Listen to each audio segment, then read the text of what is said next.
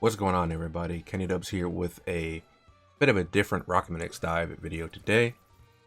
Since I said Rockman X Dive, you can probably assume that this is the Taiwan version based off of the background and the character I have active. So for this video, I guess I kind of wanted to do a kind of a show and tell kind of thing, because I've been playing the game for about a month now, and I just wanted to share some thoughts about that and a few thoughts about the community. So like I said, I started playing this game about 30 days ago. Well, not about 30 days ago. It actually has been 30 days ago. The last reset was my 30-day login. And around that time, I started playing. Initially, I wanted to start this account for additional content, so that when things come to global, I could better suit myself for making content for the events and upcoming characters. So initially, I was pulling, when I got my first few thousand gems, there was a banner live that had it had base EXE on it, and I really wanted that. So I tried doing a few pulls there, but the banner left, and just at that banner left, the Street Fighter banner started. So I started putting my resources into Chun-Li. Luckily, I did get her. I didn't get too much else. A lot of it was dupes, but it helped me build up my patch collection. And then after that, the next Dive Festival started, and it featured Eco. And I was lucky enough to get her on my 4th pull, but I did a few more pulls anyway to try and get some more S rank units and build up my collection. I didn't get any of the Dive Fest units, but I did dupe another Eco, so I was able to get her to 4 stars eventually after spending some patches. And a bunch of other cool S ranks as well, like Shikai, Colonel, Falcon Armor X, and even Tron Bon. And there was some other cool stuff I got as well. One of the things that I really wanted, that took about 25 pulls to get, that really bothered me, was actually Star Force Mega Man. And I didn't see him until around pull 23 or 24 I did on this account. And that was really disheartening because he's an A rank unit, and I went that long without getting a copy of him. Every other time, it would be a copy of maybe Alia or Zero, or one of those. There was some pretty cool weapons I got too, but I'm not going to go into all of those because there's a lot of weapons I think are pretty cool. But I have been really enjoying this version of the game, and it's getting me hyped up for the things that are soon to come in global, like the current events tab, or the small quality of life changes they have over here. And one of those things is the amount of EXP that we get. In the Taiwan version, you get a lot more EXP per day for doing your daily missions.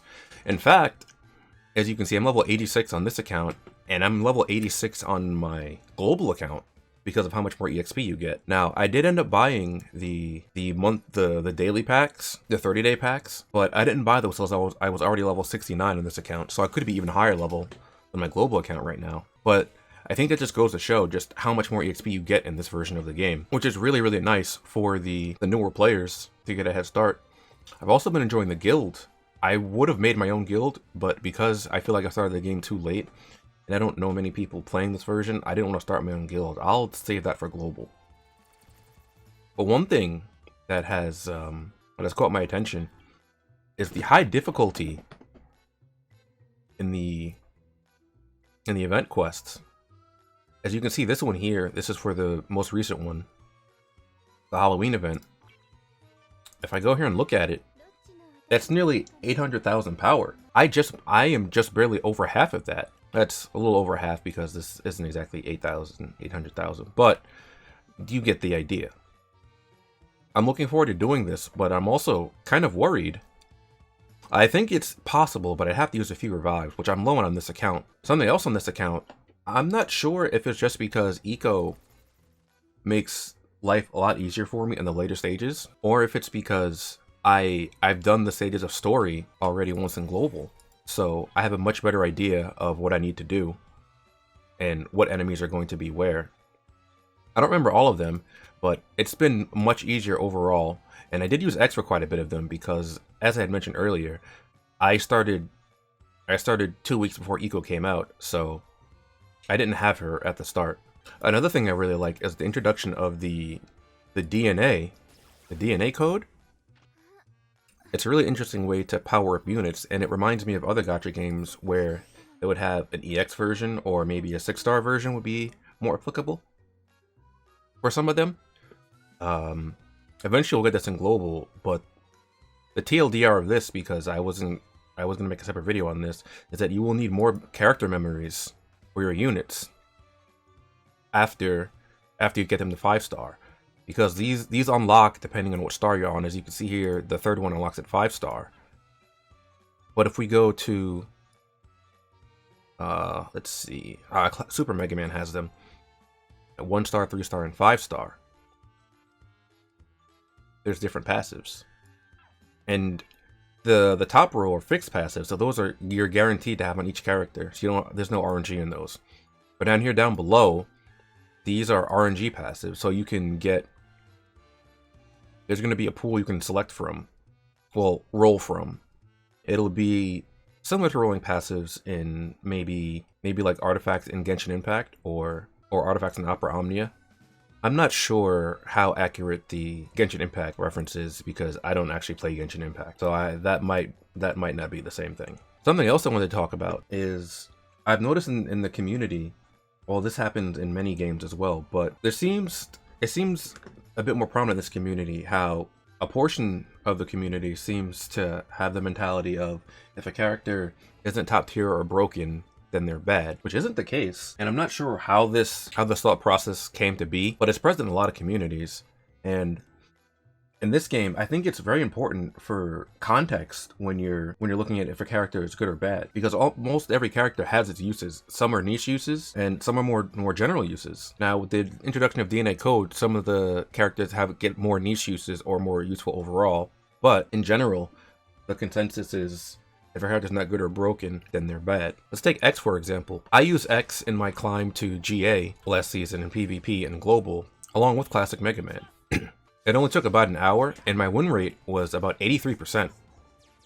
And I played with people that had better characters than me, so I should have lost, but because I'm able to utilize X, it wasn't a wash from the start. A large portion of this game is going to be based off of your skill versus the opponent's skill. There will be some times when you might lose at team preview because of how broken a character is, like maybe once Proto Man EXE drops. Members of the community have always been shocked when someone like X ends up beating the brakes off of one of their better units and has no idea why. Or like someone named Cattles in the community. People don't like fighting against his role, because when Cattle's role is very good. But also because of that mentality I mentioned before, a lot of people don't know what role does and they assume that she's bad and that she's free. But role has a lot to her kit. She has a lot of invincibility frames, so there's a lot of times when she can't take damage. She has access to healing.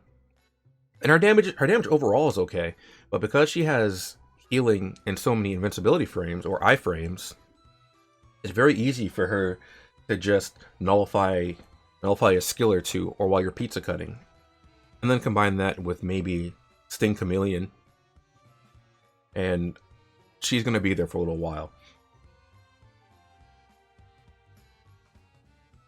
And a lot of people end up complaining. They're like, "I have the better character. How did I lose?" Well, it's because the better character doesn't mean you win, like I said earlier.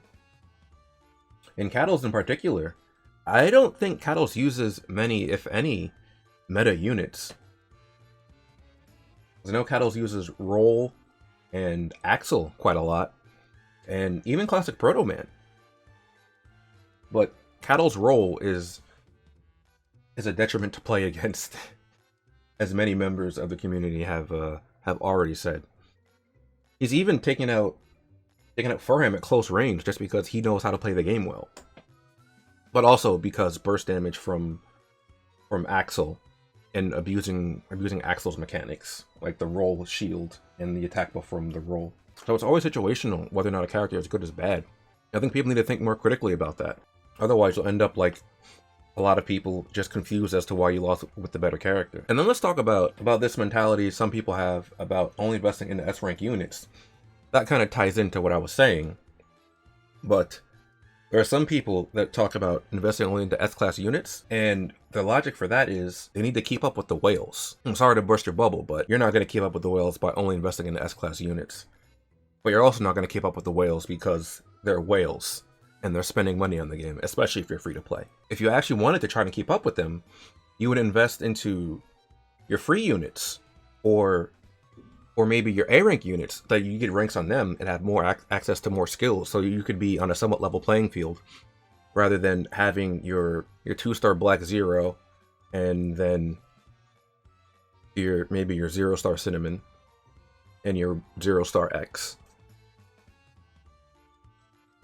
Because that's not helping as much at all. If you had stars on your characters, you get access to the cards and passives, and that's going to help you out much more, having a wider team, especially for PvP. And that's why I don't like tier lists in this game. Most of the tier lists I've seen are only for one specific game mode, but there's so many different game modes in this game. We have PvP, we have PvE, we have raid bosses, we have race mode, we have some Jacobs, although I guess Jacobs kind of falls under PvE. The tier lists don't tell you what the characters are good for, they just kind of rank them, and I think most tier lists base them off of PvP.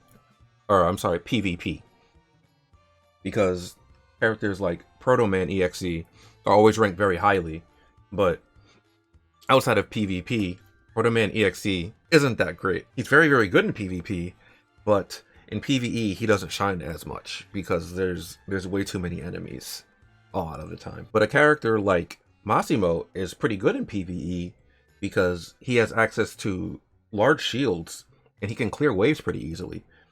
In fact, Massimo is a very popular choice for clearing out floors of Jacob challenge mode because of his shields. But a lot of people don't know that because he's not an S rank unit, so they think he's bad. That's why Massimo is one of the first units I recommend to people, because he's free, so everyone should have him.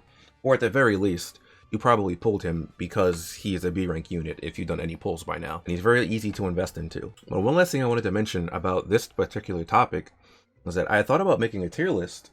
However, it would take a lot of time because, as I had mentioned, I would have to think about all the different game modes and then potentially have different tier lists for the different game modes to have the characters on and then the weapons on as well, because that applies for weapons too. Some weapons are better in PvP while others are better in PvE, and some are better in raid boss battles. So if I were to do that, that would take a little while for me to put together and get out. However, if enough people want to see it, I could attempt to put one together. I think the last thing I want to talk about is how people interact with Nebula Joy. I know a lot of people might not have the best view of Nebula Joy because of how they've handled Mega Man X Dive so far. However, I would like to remind those specific people to keep it civil. I've seen some people just start popping off on the devs because they're upset, but we have to remember that the devs are people too, and they might not even be able to they might not handle the issues that we are having with the game, because it could be a different dev team.